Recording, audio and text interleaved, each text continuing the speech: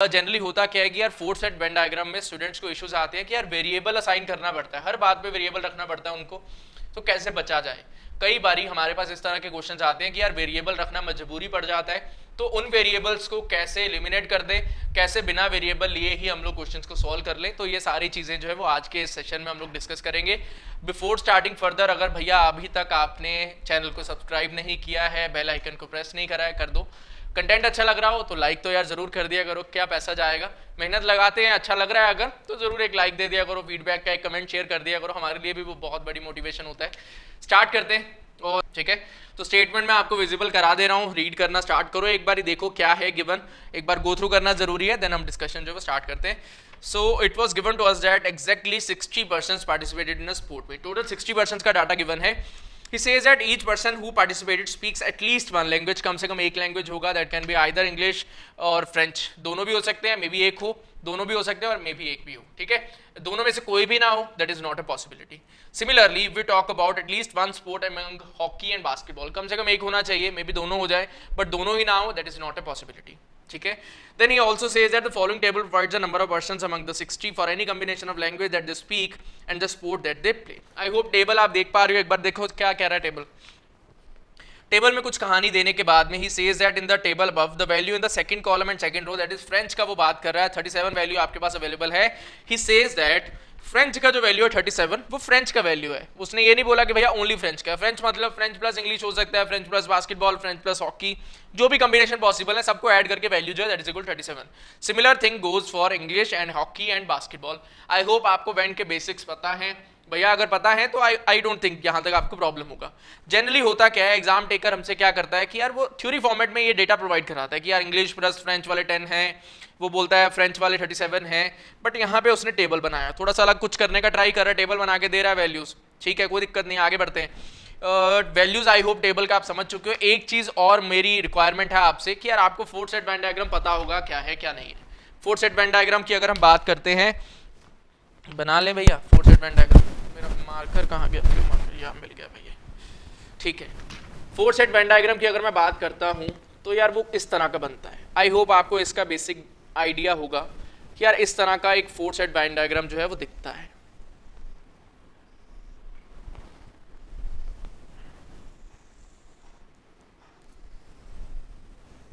कुछ लोग जो है ये जो मैंने इधर को मूव किया वो इस तरह को मूव करा देते हैं, दैट इज जो यहाँ पे आपके दो सर्कल्स आए वो यहाँ पे आ गए, उससे कोई फर्क नहीं पड़ता, बात सेम ही है, ठीक है।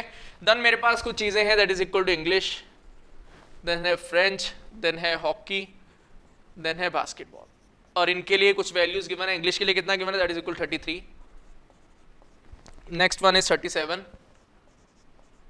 देन 41, देन 38, ठीक है। अब इसके बाद में वो क्या बोल रहा है कि यार फ्रेंच और इंग्लिश का 10 वैल्यू है, दैट इज यार यहाँ पे 10 वैल्यू है, देन वो कुछ इन दोनों इन चारों का बोलेगा, इन चारों का बोलेगा, कुछ कुछ वो बोलने वाला है, बट उससे पहले कुछ और चीजें हैं जो मुझे फिगर आउट करने का जरूरत है कि यार अगर मैं बात करूं इस जगह पे इंग्लिश का, ओनली इंग्लिश में क्या कोई वैल्यू आएगा। खुद से सोचो कि यार बोला गया था स्पोर्ट्स में हॉकी एंड बास्केटबॉल में से कम एक होना चाहिए, तो अगर मैं इस पॉइंट पे बात करता हूँ यार यहाँ पे तो कोई भी नहीं आया हॉकी और बास्केटबॉल में से, मतलब यहाँ पे वैल्यू 0 रहना चाहिए। सिमिलर बेसिस पे यहाँ पे ओनली कौन सा है, फ्रेंच है, तो यहाँ पे भी 0 आएगा। सिमिलरली अगर मैं इस पॉइंट पे बात करता हूँ यार यहाँ पे इंग्लिश और फ्रेंच में से कोई भी लैंग्वेज नहीं आया, ये भी पॉसिबल नहीं, at least one language should be there, तो this value should be 0, this value should also be 0।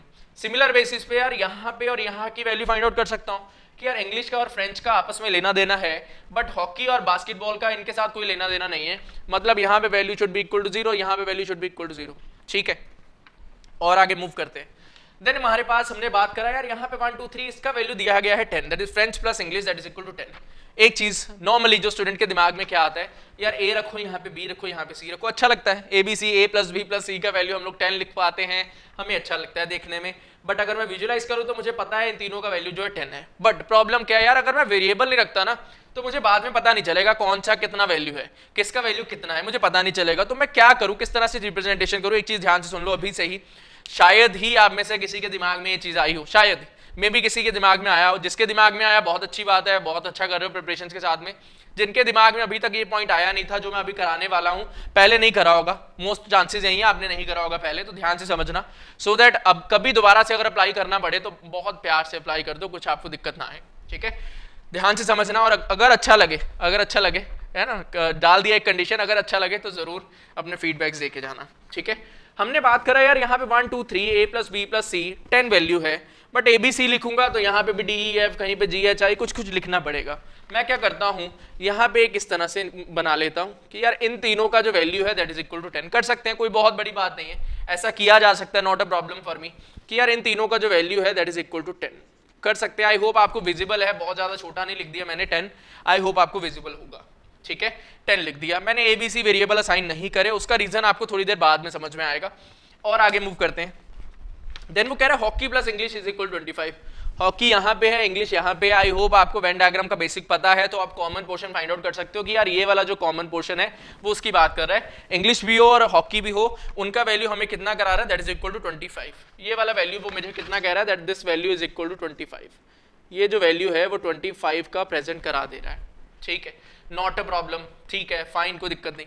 और मूव करते हैं आगे। देन वो कह रहा है बास्केटबॉल एंड इंग्लिश। बास्केटबॉल है यहाँ पे, इंग्लिश है यहाँ पे, मतलब वो इन चारों का बात कर रहा है, इन चारों जगह पे बात कर रहा है। दैट इज इस जगह पे, ये जो जगह है इनका जो वैल्यू है दैट इज इक्वल टू 20 है। बेसिकली मैं कर क्या रहा हूं, मैंने इस पे वेरिएबल रखा, इस पे वेरिएबल रखा, इस पे वेरिएबल रखा, इस पे वेरिएबल रखा, मेरे लिए हेक्टिक हैंडल करना है। मैंने डायरेक्टली एक स्क्वायर बनाया कि भैया इन चारों में कॉमन है 25 वैल्यू है।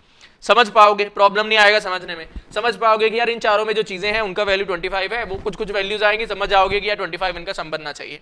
आगे बढ़ते हैं। हॉकी प्लस फ्रेंच का वैल्यू, हॉकी यहाँ पे है, फ्रेंच यहाँ पे, मतलब इन चारों पोर्शन का वैल्यू जो है वो कितना करा है 24।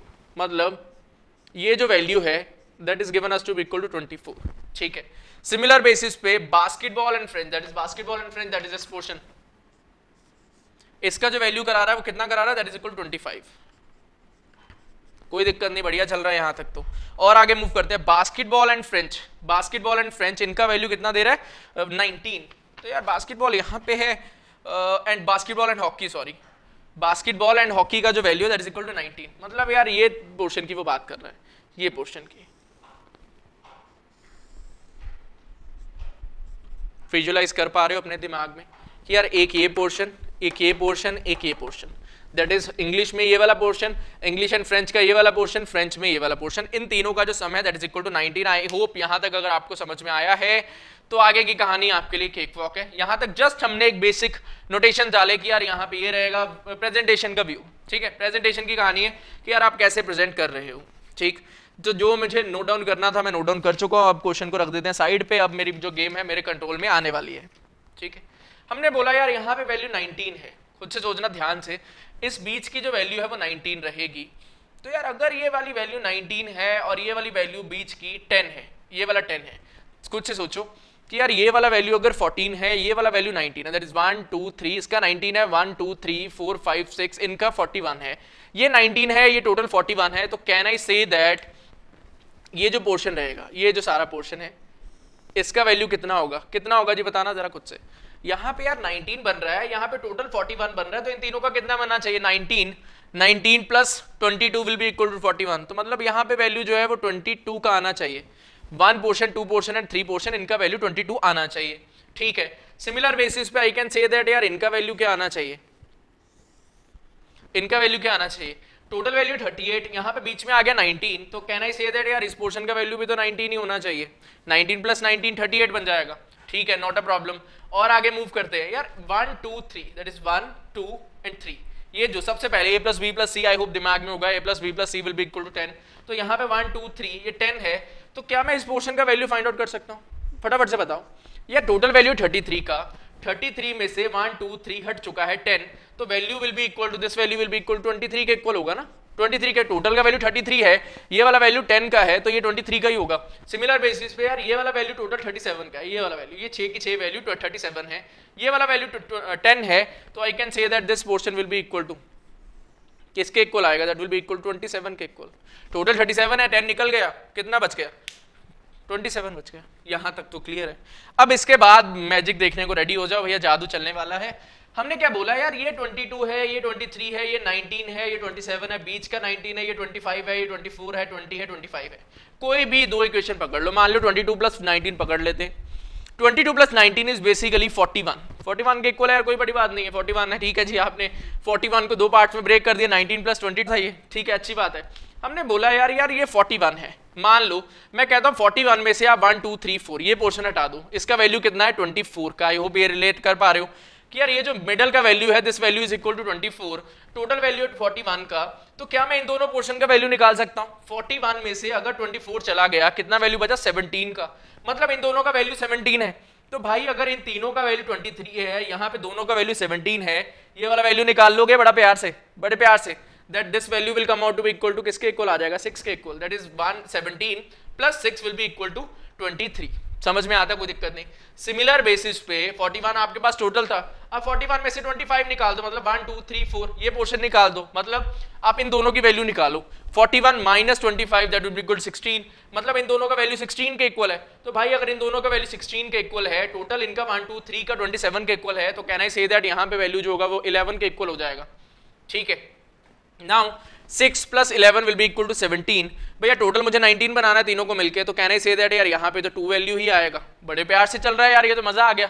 और आगे मूव करते हैं। हमने बोला यार ठीक है, आपने दो इक्वेशन पढ़ी, आप नीचे वाली दो इक्वेशंस को पकड़ो जिनका सम जो है 38 के इक्वल है। तो यार अगर ये वैल्यू 38 के इक्वल है, 38 में से अगर मैं 1 2 3 4 ये पोर्शन हटा दूं, दैट इज 25 को हटा दूं, ये चारों वैल्यूज को हटाने की बात कर रहा हूँ। 38 minus 25 that will be equal 13, मतलब इन दोनों का वैल्यू 13 के इक्वल है। तो भाई अगर इन दोनों का वैल्यू 13 के इक्वल है, कैन यू से दैट यार यहाँ पे तो 7 ही आएगा, बिकॉज दिस वैल्यू इज 6, तो यहाँ पे 7 होगा, दैट विल बी इक्वल 13, ठीक है। यहाँ पे यार 23 है, 6 प्लस 7 13 हो चुका है, मतलब इस जगह पे यार 10 वैल्यू बनना चाहिए। ये तो बहुत अच्छी बात है, ये भी बढ़िया हो गया काम, ठीक है। और आगे मूव करते हैं। 38 में से अगर मैं ये 1 2 3 4 हटा दूं, 20 हटा दूं, मतलब 38 minus 20 will be equal to 18, मतलब इन दोनों का वैल्यू जो है वो 18 के इक्वल है। 11 वैल्यू ऑलरेडी आ चुका है, मतलब यहाँ पे जो वैल्यू होगा that will be equal to 7, ठीक है। 11 प्लस 7 जो है 18 हो चुका है, टोटल मुझे 27 बनाना है। तो can I say that this value will be equal to 9। बड़े प्यार से चल रहा है, अच्छा है। 10 प्लस 9 19 है, मुझे टोटल 1 2 3 22 बनाना था। 10 प्लस 9 19 हो चुका है, तो I can say that this value will be equal to 3। प्यार से चला, कोई दिक्कत नहीं। सिमिलर बेसिस पे 7 प्लस 7 टोटल 14 बन चुका है, मुझे 19 बनाना था, तो आई कैन से दैट यार इस पॉइंट पे 5 ही आना चाहिए। दूसरी तरफ से भी देख सकते हो यार, 3 प्लस 2 5 हो चुका है, मुझे 10 बनाना था, यहाँ पे 5 आएगा। आपकी वैल्यू सारी फिल हो चुकी है भाई, आप जो मर्जी करते रहो, मजे लूटो। अब जो क्वेश्चन में पूछेगा आंसर दे दो फटाफट से। कुछ टाइम लगा, कुछ भी टाइम लगा इसमें यार। अगर वेरिएबल बनाने में जाओगे a plus B plus C, D plus C plus F, G plus H plus I, then इन चारों की इक्वेशन, देन इन चारों की इक्वेशन, देन इन चारों की इक्वेशन, देन इन चारों की इक्वेशन, क्या जरूरत पड़ी है यार, क्या जरूरत पड़ी है? थोड़ा भी चीज़ों को मोल्ड कर दोगे, थोड़ा भी इम्प्रोवाइज कर दोगे, कहानी एकदम चेंज हो जाती है। कोई बंदा यार 12-13 मिनट में चीज़ कर रहा होगा, आप 4-5 मिनट में करके आगे बढ़ जाओगे कि यार गौरव सर ने वीडियो में बताया था, तो आपको समझ में आ चुका, आप बड़े प्यार से फटाफट से कर सकते हो। तो यही फर्क आता है एक नॉर्मल स्टूडेंट में और जो एक 99+ परसेंटाइल लेके आ रहा होगा, उनमें यही डिफरेंस आता है कि यार थोड़ा सा प्रोसेस चेंज कर दिया, गेम पूरी बदल गई। आप इक्वेशन बनाओगे, इतना टाइम आपको इक्वेशन बनाने में जाएगा जितने में आप सॉल्व कर चुके हो, यही कहानी होती है, ठीक है। आई होप आपको मजा आया होगा सीखने में। अगर अच्छा लगा हो तो वीडियो को लाइक कर देना, शेयर कर देना अपने फ्रेंड्स के साथ में, और अपने फीडबैक शेयर कर दिया करो यार। क्या उसमें पैसा तो लगता नहीं है, हमें थोड़ा मोटिवेशन मिल जाता है कि यार हाँ स्टूडेंट्स को अच्छा लग रहा है, उनका रिक्वायरमेंट क्या है, फुलफिल हो भी पा रहा है या नहीं हो पा रहा। जो भी आपके फ्रेंड्स होंगे प्रिपेयर कर रहे हैं, थोड़ा भला करो, उनके साथ भी शेयर करो।